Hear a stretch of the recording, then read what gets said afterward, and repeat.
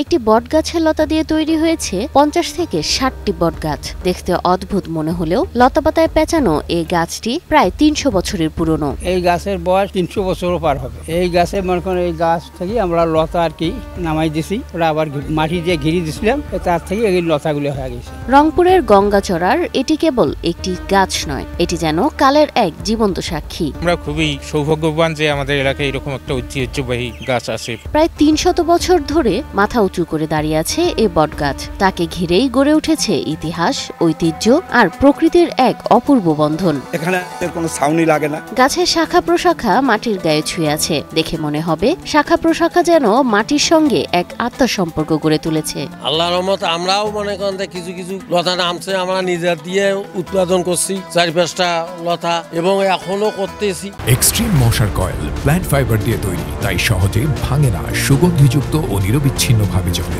Dengue, chikungunya বাহি সহ যে কোনো মশার বিরুদ্ধে দেয় এক্সট্রিম সুরক্ষা। 300 বছরের পুরনো এই গাছ দেখে বুঝে নেওয়া যায় প্রকৃতি কখনো নিঃস্ব হয় না, সে আপন করে রাখে, আগলে রাখে। এ বটগাছের ছায়ায় বসলে মন শান্ত হয়ে যায়, এমনটাই মনে করেন স্থানীয়রা। আর তাই প্রতিদিন এই গাছের নিচে ছুটে আসেন নানা বয়সী মানুষ। এখানে উপকূলে এখানে মনে করেন সবসময় জায়গাটা ঠান্ডা থাকে, তারপর বহু জায়গার লোক আসিয়া এখানে ছবি তুলিয়া যায়। এই গাছটি শুধু একটি বৃক্ষ নয়, সব ধর্ম, সব বয়সের মানুষের আশ্রয়, ভরসা আর সম্মিলনের স্থান। এ বটতলায় প্রতি বছর ঈদের নামাজও অনুষ্ঠিত হয়, যেখানে থাকে শতবর্ষী ছায়া। এই গাছের ভেতরে কিন্তু আমরা নামাজ পড়ি এবং গাছ দিয়ে এক ডাল থেকে ওটাল চতুর্থ সাইডে ঘুরি। এ ইতিহাস যেন হারিয়ে না যায়। উপজেলা প্রশাসন এখন সংরক্ষণের উদ্যোগ নিচ্ছেন, কারণ এ গাছ শুধু গাছ নয়, এটি বাংলার সবুজ ঐতিহ্যের প্রতীক। গঙ্গাচড়া উপজেলার বেদগাড়ি ইউনিয়নের বেদগাড়ি যে বটতলা, এটা অনেক দিনের একটা ঐতিহ্যবাহী। আমরা জেনেছি যে কয়েক শত বছর আগের এই বটতলাটা প্রথম উৎপত্তি হয়েছিল।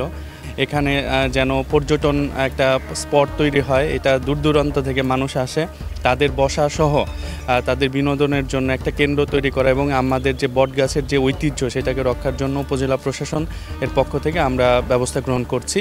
এ বিষয়ে খুব শীঘ্রই কাজ শুরু হবে।